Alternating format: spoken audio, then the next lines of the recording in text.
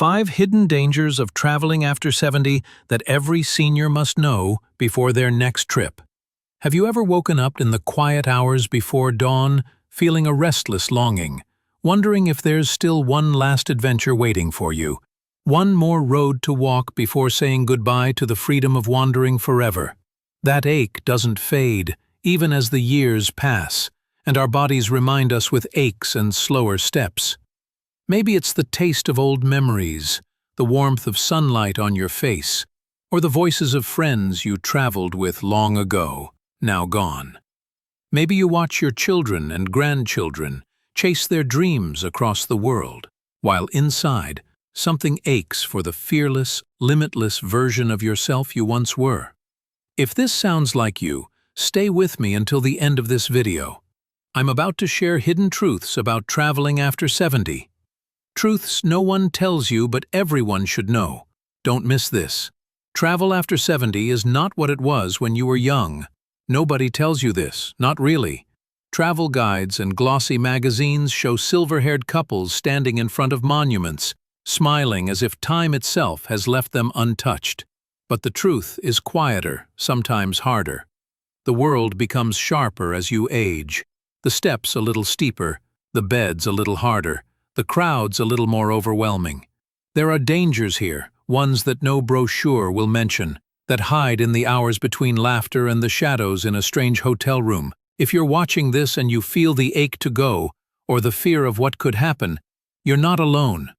Please let me know you're here. Type, "I'm still dreaming" in the comments, or share a place you hope to see. When we share our hopes and worries, the world becomes a little less lonely. The first danger is your body's quiet rebellion. You remember being able to run for a bus, to leap onto trains, to sleep on any mattress, to eat whatever was put in front of you. Now the small things remind you that time has passed. Your knees protest as you stand. Your balance is not what it was. Your hands shake a little as you button your shirt. You try to ignore it. You promise yourself, this trip will be different. This time you'll go slow. But the world moves at its own pace, and even when you think you're prepared, your body keeps its own silent score. You feel it in the airport. The lines that snake on and on, the seats that never seem comfortable, the long walk to the gate that leaves you winded and worried. You hide your tiredness behind a smile, not wanting to burden the people you're traveling with. Maybe it's your spouse, maybe your children, maybe a friend. Maybe you're traveling alone. You pretend you're fine for them, but in the quiet of the night, you rub your aching legs and wonder if you'll make it through the whole trip. It's in these moments that the world feels less like a place of adventure and more like a series of tests. Every flight, every train ride, every hotel staircase is a hurdle you have to clear. There is courage in facing this, in refusing to let it stop you. But there is also wisdom in acknowledging your limits. If you've ever hidden your pain to protect someone else or to protect your pride, please like this video. There's nothing weak about admitting what is real. Traveling after 70 also means confronting fatigue that doesn't vanish with a nap or a cup of tea. The tiredness settles deep in your bones, a slow ache that lingers no matter how carefully you rest. It makes you less steady, less certain. You notice your hands trembling as you reach for your bag, your breath coming a little shorter after a short walk. Fatigue makes every step riskier. It dulls your senses, slows your reactions. You know you need to rest, but you don't want to miss anything. You want to keep up. You want to be part of the adventure, not the reason it slows down. If you have ever felt this quiet exhaustion, this worry that you can't keep up, please share your story in the comments. When we speak the truth, we remind each other that we are not alone. The second danger is illness. Not just the dramatic kind that makes headlines, but the small, insistent illnesses that seem to find you more easily as you age. The world is full of germs and viruses, of new foods and new climates. You wash your hands, you pack medicine, you avoid salad and ice and unfiltered water. Still, sometimes it isn't enough. A scratchy throat turns into a cough. A stomach ache becomes days in bed. You worry quietly about your health insurance, about being far from your doctor, about explaining your symptoms in a language you barely know. It's in these moments, sick and alone in a foreign bed, that you realize how vulnerable you have become. You may not want to call your children or your spouse, not wanting to worry them, not wanting to admit you're afraid. But the fear is real, and it is sharp. You count out your pills, you drink your bottled water, and you pray that morning will bring relief. If you've ever been sick while traveling, you know that the world shrinks to the size of your hotel room. The adventure fades. You promise yourself that if you get through this, you'll take fewer risks next time. You'll listen to your body. You'll prepare more carefully. But even the best preparation can't keep all danger away. If you understand this kind of fear, comment, "I know this fear." Your honesty is a light in someone else's darkness. Illness doesn't just affect your body. It changes your sense of independence. Suddenly, you rely on strangers, on hotel staff, on doctors whose language you may not understand. Even your own children or spouse seem far away, unable to make decisions for you. It is in these moments you realize that no matter how old you are never beyond needing help, never truly beyond fear. The third danger is injury. A slip, a fall, a moment of inattention that changes everything. At home, you know every step, every rug, every lamp. But the world is full of uneven sidewalks, slick hotel bathrooms, stairs without railings, buses that jerk and stop without warning. You walk slowly, more carefully than you used to. Maybe your children or spouse hover nearby, worried, offering a hand you sometimes resent and sometimes cling to. One wrong step, and you are no longer a traveler. You are a patient, a bruise, a twisted ankle, a broken bone. Suddenly, all your plans change. Your family scrambles to help. Calls to insurance, changes to flights, desperate messages sent back home. You see the worry in their eyes, the regret, the unspoken fear. Will you recover?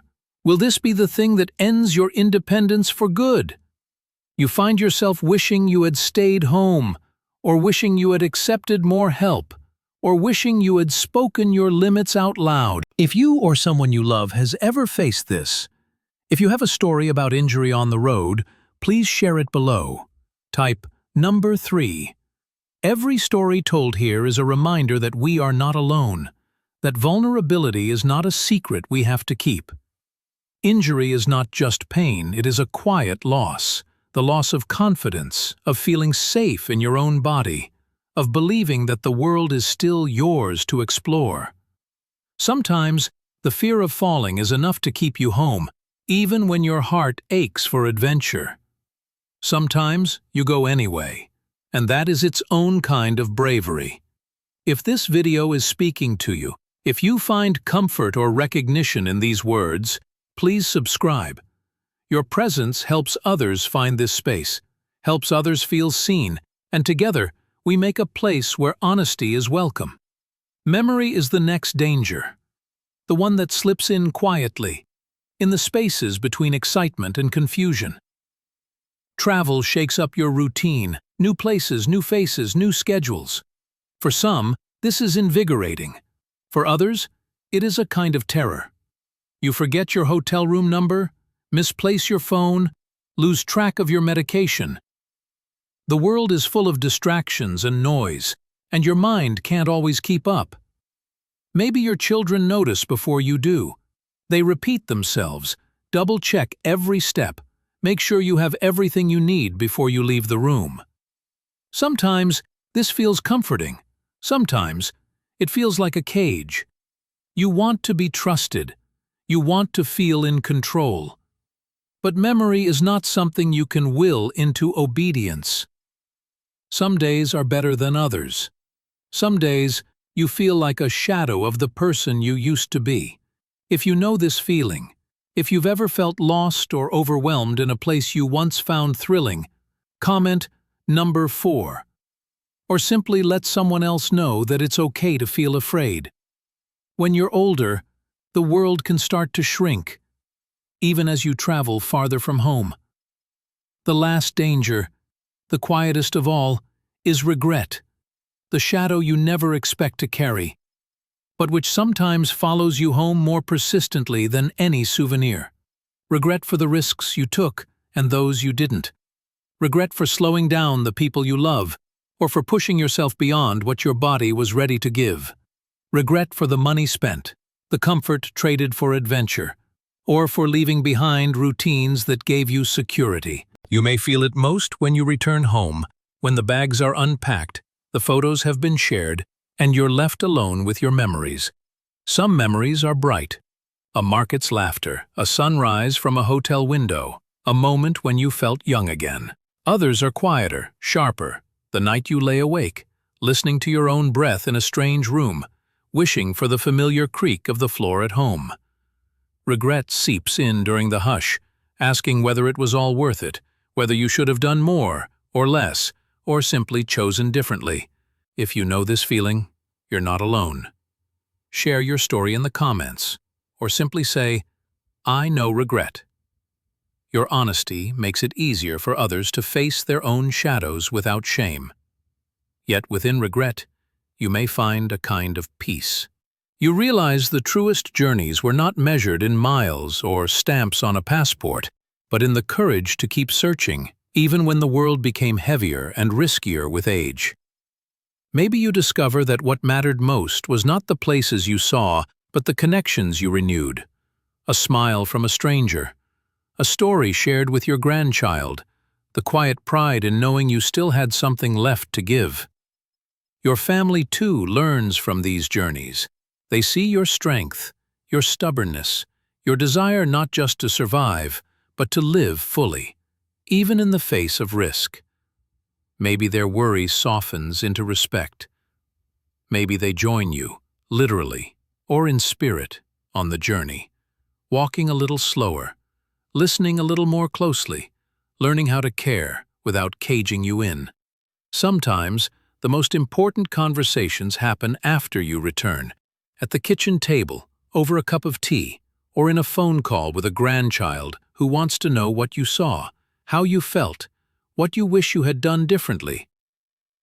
If you've had such a conversation, one that changed you or helped you feel understood, please share it below. These stories keep us connected, even as time pulls us apart. Travel after 70 is an act of hope, a rebellion against the shrinking of the world, a refusal to accept that the best days are all behind you. But it is also an act of humility, an admission that you cannot do it all alone, that you need help, patience, forgiveness, not just from others, but from yourself. If you found meaning in this story, if it helped you feel seen or gave you the courage to have a hard conversation with someone you love, please like this video and subscribe. Each click is a signal to YouTube and to our community that these stories are needed, that honesty about aging deserves a place in the world. As you look back on your journey, whether it was around the world or just to the park across the street, remember, the elderly don't need you to take care of them, they need you to understand. When you say, "I'm busy," your mother understands, but her heart doesn't. So before you book that next trip, before you set off into the world, or help someone you love do the same, pause. Ask what you want most. Ask who you want beside you. Ask yourself not just if you're ready for the journey, but if you're ready to embrace the risks, the limits, and the wonder that still remains. And if you are, if you choose to go, or to stay, or to dream a little longer, know that you are not alone. We are all traveling together, in one way or another, making meaning from the days we're given, and hoping that, in the end, we are truly seen. Thank you for being here. Thank you for listening, for sharing, for building a community where no one has to face these questions in silence.